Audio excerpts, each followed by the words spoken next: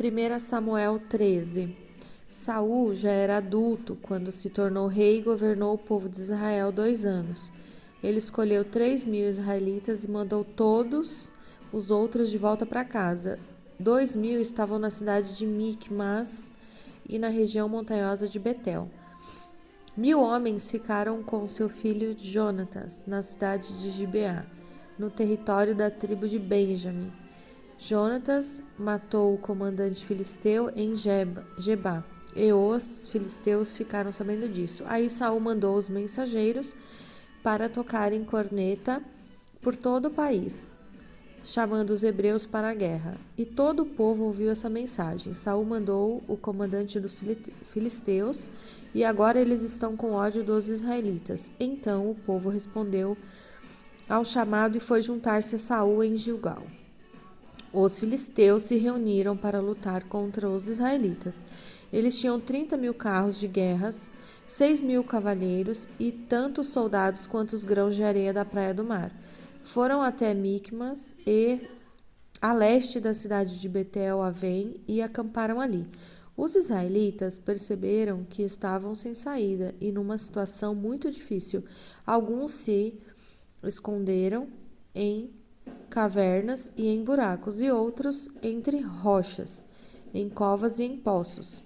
Outros ainda atravessaram o rio Jordão e foram para as terras de Gade e de Gileade.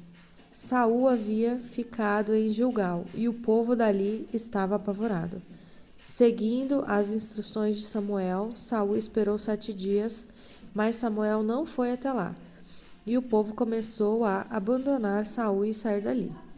Então Saul lhe disse: tragam os animais para o sacrifício que é completamente queimado e para as ofertas de paz.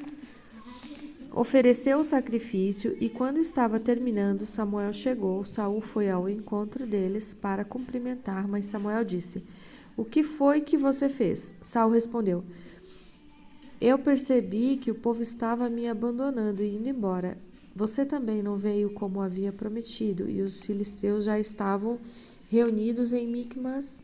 Aí eu pensei: os filisteus vão descer a Gilgal para me atacar, e eu ainda não tentei conseguir a ajuda de Deus, o Senhor. Então achei que tinha de oferecer o sacrifício. O que você fez foi uma loucura, respondeu Samuel.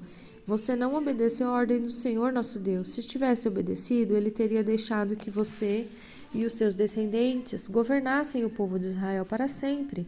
Mas agora você não continuará a governar. Você desobedeceu ao Senhor, e por isso ele vai encontrar um homem do tipo que ele quer e o fará chefe deste povo. Aí Samuel saiu de Gilgal e foi embora.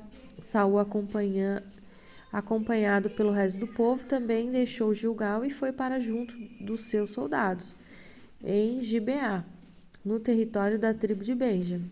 Então ele fez uma contagem dos seus soldados.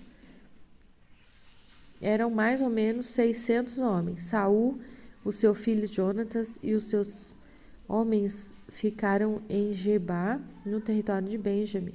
Os filisteus estavam acampados em Micmas. Os soldados filisteus saíram para patrulhar em 3 grupos. Um grupo foi na direção de Ofra, na terra de Saul, o outro seguiu rumo a Bet-Oron, e o terceiro na direção do monte de onde se avista o vale de Zeboim e o deserto. Os filisteus haviam proibido os hebreus de fazerem espadas e lanças, por isso não havia nenhum ferreiro na terra de Israel. Assim, quando os arados, as enxadas, os machados e as foices dos filisteus precisavam ser amolados, eles os levaram aos filisteus. Estes cobraram caro dos filisteus para afiar machados e ferrões, de tocar bois, e mais caro ainda para afiar arados e enxadas. Por isso, no dia da batalha, nenhum soldado israelita tinha nem espada nem lança. Só Saul e o seu filho Jonatas é que tinham. Os filisteus mandaram um grupo de soldados para defender o desfiladeiro de Micmas.